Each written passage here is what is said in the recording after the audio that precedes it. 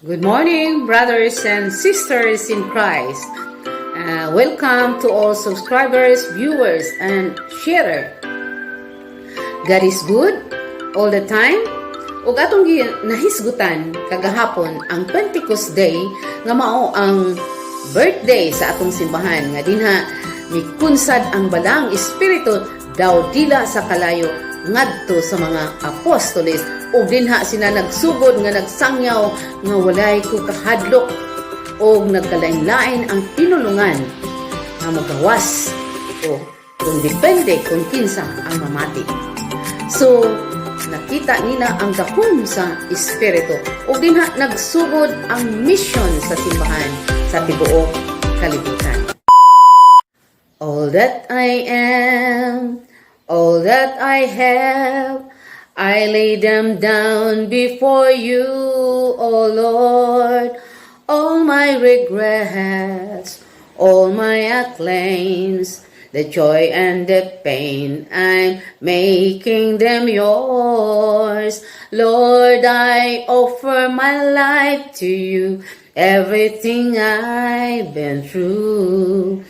Use it for your glory. Lord, I offer my days to you, lifting my praise to you as a pleasing sacrifice. Lord, I offer you my life. So, i-offer na nato ang atong kaugalingon diha sa Dios, diha sa simbahan. So, atong hisgutan karon ang pito ka gasa sa balaang espiritu nga mao ang kaalam. Kaalam nga kalibutanon o kaalam nga langitnon. So ang kaalam nga langitnon maoy nindot puy-an sa atong kinabuhi kay dili na gyud kini mawala ug dalhon kini nato sa eternal life. Ug ang konsepto niini nga mao kining pagtulun-an mahitungod sa Dios, ang kahingpitan sa pagtuo, mga ug adunay mga hiyas usab ang kaalam, ang pagkabuutan, ang pagkasabot, ang pananaw daan, ang pagpugong, ang pagnunot o pagkasibo, flexibility, paglahutay, ug ang ikaduha nga gasa sa espiritu santo mao ang understanding, ang pagsabot sa pagtulunan diha sa atong simbahan. O ang counsel nga mao ang pagtambag, fortitude, kalig-on, knowledge, kahibalo, o pagka-Diyos o pagkahadlok sa Diyos.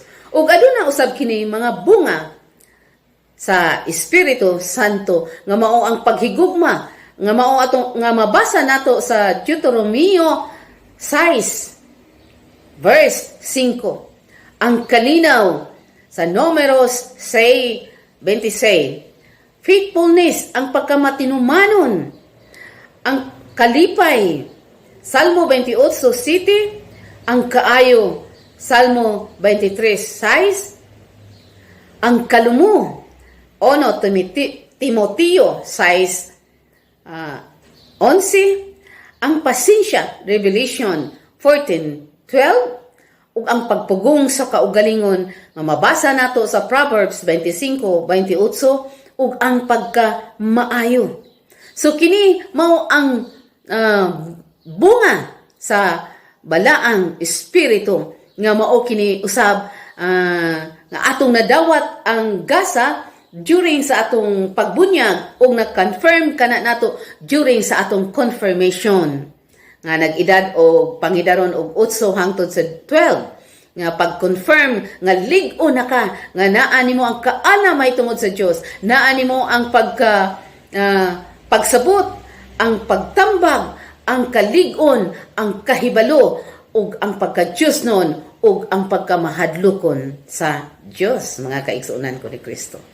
Ug ingon man usab nga adunay mga espiritu nga mao kini mahiusa diha sa atong simbahan nga naa dinha ang words of wisdom nga mensahe sa kaalam nga mabasa nato sa 1 Korinto 12:8. ug anaa usab din na ang mensahe sa kahibalo, ug ang tao usab anaa usab ang pagtuo, anaa ang pag-ayo sa masakiton, anaa usab ang milagro, ang pagsulti sa Dios ug sa mensahe sa Dios, ug anaa usab din na pag-ila sa nagkalain-laing nga espiritu, ug anaa usab din na ang pagsulti sa lahing pinulungan, ug anaa usab din ang pagsabot sa kahulugan, ang hiyas sa pagtabang, hiyas sa pagdumala, ang gasa nga mabasa usab nato sa 12 verse 6, ang pag-alagad, ang pagtudlo, ug ang pagdasig, ug ang paghatag, ug ang mangulo, ug ang buhat sa kaluoy. Mao kini nga mahiusa kita diha sa simbahan nga mga tawo nga gitagaan og hiyas sa balaang espiritu, ug magdungan kita pagtrabaho diha sa simbahan aron ato kining ma-fulfill ang mission sa simbahan. So mga kaigsuonan ko ni Kristo, kung anaa kitay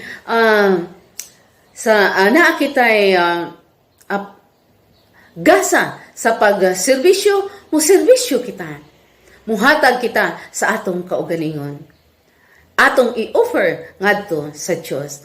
So kining tanan nga mga hiyas nga gikan sa gasa sa Espiritu Santo, ang pito ang bunga sa Espiritu Santo, ug kini ang mga hiyas nga motrabaho diha sa simbahan. So isip membro o lawas ni Hesukristo, kinahanglang mangayo og mangita kitag regalo, ilabi na gusto nga ang ihatag sa Dios mao ang bahin sa lawas nga mahimong matuman og kompleto.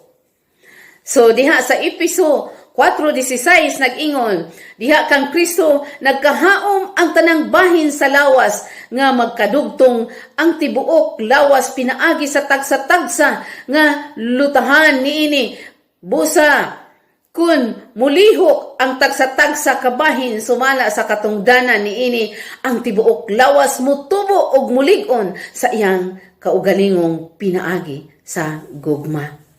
So mga kaigsuonan ko ni Kristo, atong pamalandungan kung asa kita dapit og unsay gasa nato og ato kanang ihalad, ibalik ngadto sa Dios alang sa pagserbisyo ngadto sa uman.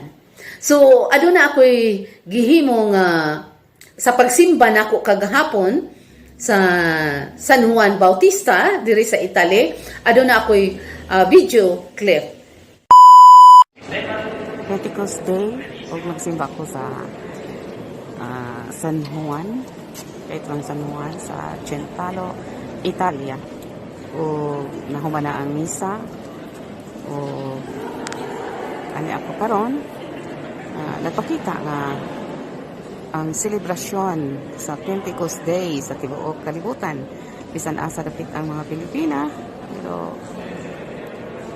naa sa gihapon sa atong pagtuo sa atong simbahang Romano, Katoliko.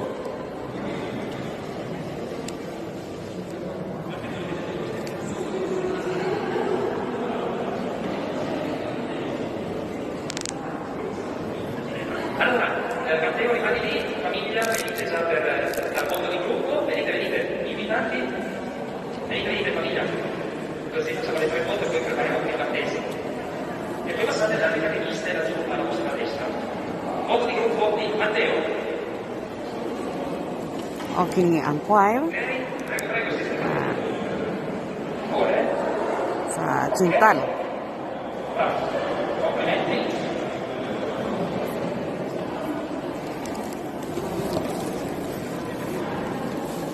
Sistematevi bene, che tutti vi vedano, mi raccomando.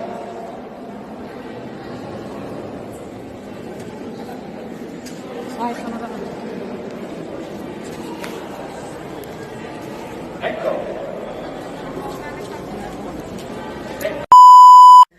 Mayong buntag sa tanan, mga kaigsuonan ko ni Kristo, ug mamalandong kita kung unsa ang gasa nga anaa kanato aron kini mutubo ug mulambo ug makighiusa kita sa lawas ni Kristo diha sa simbahan.